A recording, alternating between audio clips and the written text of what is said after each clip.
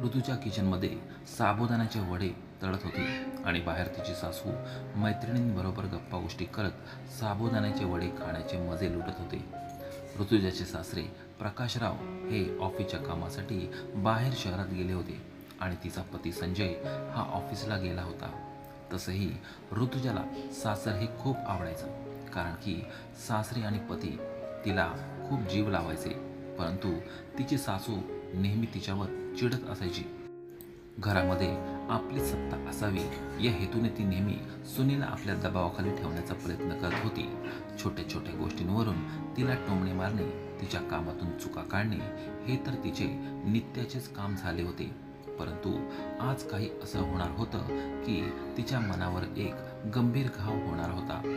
साबुदाण्याच्या वड्याचा शेवटचा तुकडा हिरव्या चटणीमध्ये लावून तोंडात टाकत असताना सुनेला बोलावले आणि आपल्या मैत्रिणींसमोर एक अशी जोरदार कानाखाली मारली की सुनेची साडी टेबलाच्या कॉर्नरला अडकून तिची साडी सुटू लागली. सुनबाई लाजेने आणि अपमानाने मजबूर होऊन रडू लागली. तिला समजत नव्हतं की सासूने तिला अचानकपणे कानाखाली थप्पड का मारली. तिने रागाने आपली साडी व्यवस्थित करून उभी राहिली. तिच्या सासूने तिला घाणेरड्या शिव्या देत म्हटले की अरे, तुला लाज वाटत नाही का? तू किती बेचव साबुदाण्याचे वडे बनवलेस. तुझ्याकडून एक काम सुद्धा व्यवस्थित होत नाही. माझ्या मैत्रिणींसमोर तू माझी नाक कापलेस. जेव्हा मी माझ्या मैत्रिणींकडे जाते तेव्हा मला तिथे किती छान नाश्ता मिळत असतो आणि ते लोक जेव्हा इथे येतात तेव्हा त्यांना ही घाणेरडी साबुदाण्याचे वडे खायला मिळतात. मी तुला आधीच सांगितलं होतं की नाश्त्यामध्ये काहीतरी चांगलं बनव, परंतु तू तर इतकी आळशी आहेस की तुझ्याकडून एक काम सुद्धा व्यवस्थित होत नाही. आता तर मी तुला चांगली झोडपून काढेल, तरच तुझी अक्कल ठिकाण्यावर येईल. एवढे बोलून ती आपल्या सुनेकडे वळली. परंतु त्या क्षणी घरात प्रकाशरावांचा आवाज घुमला. ते बोलू लागले, अगं, हे तू काय करत आहेस? पतीला समोर पाहताच तिचे हातपाय गळायला लागले. प्रकाशरावांनी रागाने आपल्या पत्नीजवळ आले आणि एक जोरदार थप्पड मारत तिला म्हटले, सुनेसोबत तू हे काय करत आहेस? मी कधी विचार सुद्धा केला नव्हता की माझ्या पाठीमागे तू असं काही हरकत करत असशील. हे माझं घर आहे. या घरात मला अशा गोष्टी चालणार नाही. पण आज तुझ्यामुळे घरातील सुनेच्या डोळ्यातून अश्रू येत आहेत. अरे, जेव्हा तुला म्हातारपणी गरज पडेल ना, तेव्हा हीच सून तुझ्या कामी येईल. या तुझ्या मैत्रिणी नाहीत, जे तू आपल्या मैत्रिणींसमोर माझ्या सूनबाईला मारत आहेस. त्यांचं रौद्र पाहून एक एक करून तिच्या सर्व मैत्रिणी हळूहळू पसार झाल्या. सूनबाईसमोर पतीकडून फटकारल्यानंतर ऋतुजाच्या सासूला लाज वाटली आणि पतीकडून जोरदार थप्पड खाल्ल्यानंतर ती सुनेचा अजूनच घृणा करू लागली होती. आता पतीसमोर ती सुनेवर अत्याचार करू शकत नव्हती आणि प्रकाशरावांनी सुद्धा तिला ताकीद दिली होती की जर तिने सुनेसोबत काहीही चुकीचे वागणूक केली तर ते तिला घरातून काढून टाकतील. या धमकीमुळे त्यांनी आपल्या हातापायांवर कंट्रोल केले होते. परंतु तिच्या मनात सुनेबद्दल राग खदखदत वाढत होता. तिने आपल्या मनात सुनेबद्दल राग आणि चीड दाबून ठेवली होती. त्या घटनेनंतर ती शांत झाली होती. तेव्हा ऋतुजाला वाटू लागलं होतं की तिची सासू आता सुधारली असेल, म्हणून ती आपल्या सासूशी आधीपेक्षा जास्त काळजी घेऊ लागली होती. तिच्याबरोबर ती व्यवस्थित बोलायची. सासूसुद्धा देखाव्यासाठी सुनेसोबत गोड गोड बोलू लागली होती. परंतु ती फक्त चांगल्या संधीची वाट पाहत होती की कधी ती सुनेकडून आपला बदला घेऊ शकेल. पण तिने हा विचार केला नव्हता की ही संधी तिच्या पतीच्या निधनानंतर मिळेल. एक दिवस अशीच खबर आली की प्रकाशरावांना ऑफिसमध्येच हार्ट अटॅक आला आहे आणि ते हॉस्पिटलमध्ये ॲडमिट आहेत. घरातील लोक धावत पळत हॉस्पिटलला पोचले, परंतु तेथे पोचताच त्यांना खबर मिळाली की आता ते या जगात नाहीत. घरच्यांवर जणू काही दुःखांचा डोंगर कोसळला होता.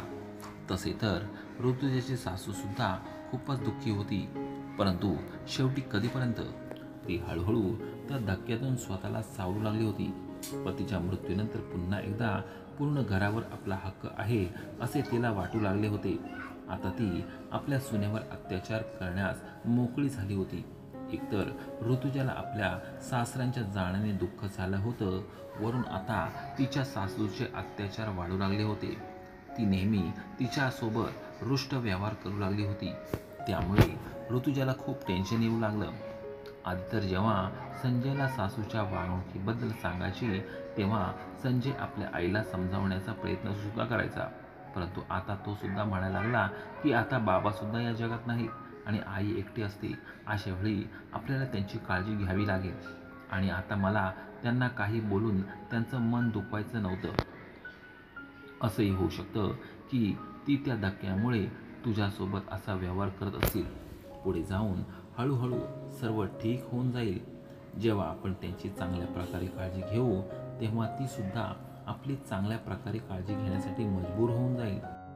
परंतु असे काहीच नाही झाले, कारण की येथे तर तिची सासू त्या धक्क्यामुळे नाही, तर एवढ्या वर्षापासून सूनबाईमुळे जी नफरत होती, तिच्यामुळेच ती ह्या गोष्टी करत होती. त्यामुळे घरातील वातावरण अजूनच खराब होऊ लागलं. एक दिवस ऋतुजा आपल्या मुलीचा होमवर्क करून घेत होती. दुसऱ्या दिवशी तिची परीक्षा होती.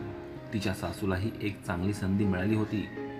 ती पाहत होती की संजय केव्हा घरी येतो. जसा संजय घरी आला तशी ती पळत किचनमध्ये गेली आणि चहा बनवत तिने चहाचा गरम पाणी जाणून बुजून फरशीवर सांडवलं आणि ओरडून बोलू लागली, अरे कोणीतरी वाचवा, माझा तर हात जळलाय. संजय घाबरून स्वयंपाकघराच्या दिशेने पळत गेला. त्याबरोबर ऋतुजा सुद्धा मुलीला शिकवत असताना तिला सोडून स्वयंपाकघरात पोचली. स्वयंपाकघरातील दृश्य पाहून ती सुन्न झाली. तिची सासू रडत म्हणू लागली, मुला, आता या घरामध्ये मला कोणी चहाला सुद्धा विचारत नाही. मी सुनेला चहा बनवण्यासाठी सांगितले तेव्हा तिने मलाच स्वयंपाकघरात जाण्यासाठी सांगितले आणि आता पहा माझा हात किती जळलाय. एवढे बोलून ती जोर जोरात रडू लागली. संजय आपल्या पत्नीवर रागाने चिडला आणि म्हणू लागला, जर तुझ्याकडून होत नसेल तर बोल, मी आईसाठी एक स्पेशल कुक ठेवतो. आईचं सर्व काम तोच करेल. पतीकडून ओरडा खाल्ल्यानंतर ऋतुजाला धक्काच बसला. तिच्या डोळ्यातून अश्रू येऊ लागले. संजय आईला घेऊन रूममध्ये गेला. तो आपल्या पत्नीला चहा बनवण्यासाठी बोलून गेला होता. त्यामुळे ती रडत रडत चहा बनवू लागली आणि विचार करू लागली की आई खोट्या का बोलत आहेत. त्यांनी तर मला चहा बनवण्यासाठी सांगितलं सुद्धा नव्हतं. असो, ती चहा घेऊन सासूच्या रूममध्ये गेली. संजय बाथरूममध्ये गेला होता तेव्हा तिची सासू कुटिलतेने हसत म्हणाली, तुला आठवत असेल एक वेळी माझ्या पतीने तुझ्यासाठी सर्वांसमोर मला थप्पड मारली होती. आता तर मी त्याचा पूर्ण हिशेब तुझ्याकडून घेणार आणि आपला बदला पूर्ण करणार, कारण की आता तुझा बचाव करण्यासाठी ते सुद्धा या जगात नाहीत. सासूचे एवढे छोटे विचार ऐकून ऋतुजाला धक्का बसला. आईना बाबा गेले तर दुःख नाही, परंतु आता ती यातूनच संधी शोधू लागली आहे आणि मला त्रास देऊन तिला आनंद मिळत होता. ती भरलेल्या गळ्याने म्हणाली, अहो आई, मला याच गोष्टीचं वाईट वाटतं की बाबा गेल्याचं दुःख होण्यापेक्षा तुम्हाला या गोष्टीचा आनंद आहे की त्यांच्या नसण्याने तुम्हाला मला त्रास देण्याची संधी मिळत आहे. म्हणजे आपल्या जीवनात चांगलं जगण्यापेक्षा तुमच्या जीवनाचा उद्देश मला त्रास देण्याचाच आहे. परंतु एवढं मात्र लक्षात ठेवा की सुनेला दुःख होऊन तुम्ही सुखाची आशा कधीच करू शकत नाही. यावर तिच्या सासूने कडक शब्दात म्हटले, माझा मुलगा माझ्यासोबत आहे आणि आता माझे पतीसुद्धा या जगात नाहीत. तेव्हा माझ्या मुलाला माझ्याप्रती पूर्ण सहानुभूती आहे. तेव्हा तो मला काहीच बोलणार नाही. तेव्हा आता तुझ्या जीवनात फक्त दुःखच लिहिलं आहे. सुनबाई, तुला दुःख देण्यासाठीच तर माझे तोंडच पुरेसे आहे. माझ्या मुलाला माझ्यावर पूर्ण भरोसा आहे आणि आता बघ माझं तोंड तुझ्यासोबत काय काय करते ते. हे ऐकल्यावर त्या पीडेने ऋतुजाच्या डोळ्यात अश्रू येऊ लागले. अशात ती आता आपल्या सासूमुळे संसार उद्ध्वस्त करू शकत नव्हती. तिला समजून आलं होतं की तिची सासू आता तिच्या पतीपासून तिला दूर करण्याचा प्रयत्न करत होती. ती स्वतःला फसल्यासारखं जाणू लागली होती. तिला खूप गुदमरल्यासारखं होऊ लागलं होतं. परंतु बोलतात ना, की माणूस जेव्हा आपली हद्द पार करतो तेव्हा काळच त्याचा न्याय करतो. ऋतुजाच्या सासूने आपल्या हृदयात एवढी नफरत दाबून ठेवली होती तेव्हा त्याचा परिणाम होणारच होता. एक दिवस सकाळी ती रूममधून बाहेर आली तेव्हा संजय स्वतः तिच्या रूममध्ये तिला पाहायला गेला. आईची अवस्था पाहून तो तेथेच किंचाळला. कारण की आईचं तोंड एका बाजूला लटकलं होतं आणि तिचं पूर्ण शरीर थरथर कापत होतं. त्यांनी त्वरित तिला हॉस्पिटलमध्ये घेऊन गेले. तेथे पोचल्यावर त्यांना माहीत पडलं की तिला लकवा मारलाय आणि आता ती बोलण्याच्या स्थितीमध्ये नाही आणि यापुढे ती चालू फिरू पण शकत नाही. संजयच्या डोळ्यातून झरझर अश्रू वाहू लागले. अशा वेळी ऋतुजाला सर्व जुन्या आठवणी आठवू लागल्या. तिने संजयला म्हटले की तसेही मी आईची सेवा करेन, पण मी एकटी त्यांना सांभाळू शकत नाही, म्हणून त्यांच्या देखभालीसाठी मला एका हेल्परची गरज लागणार आहे. संजयने सुद्धा होकार दिला. तो आता काहीच करू शकत नव्हता.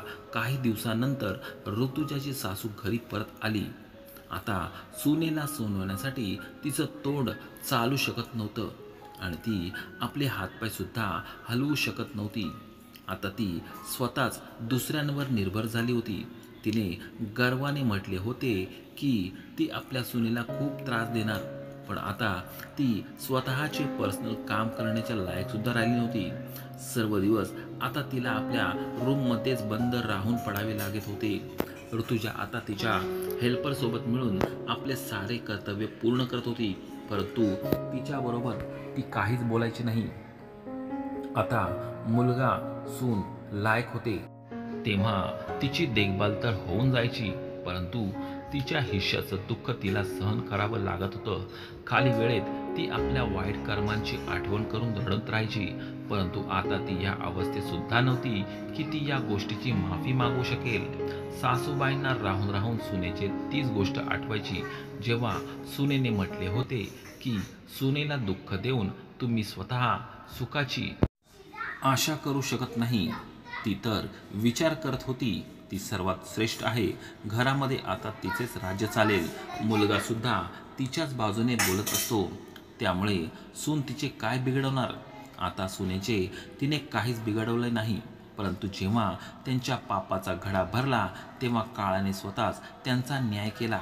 मित्रांनो, काही लोक स्वतःला सर्वश्रेष्ठ मानून दुसऱ्यांवर अत्याचार करू लागतात, परंतु त्यांनी हा विचार केला पाहिजे की जर ती कोणत्या निरागस व्यक्तीला दुखवत असतील तर काळच त्यांचा हिसाब बरोबर चुकता करेल. तेव्हा मित्रांनो, आशा आहे की तुम्हाला माझी कथा आवडली असेल. कथा आवडल्यास आणि अशाच नवीन नवीन कथा ऐकण्यासाठी माझ्या चॅनेलला सबस्क्राईब नक्की करा. धन्यवाद.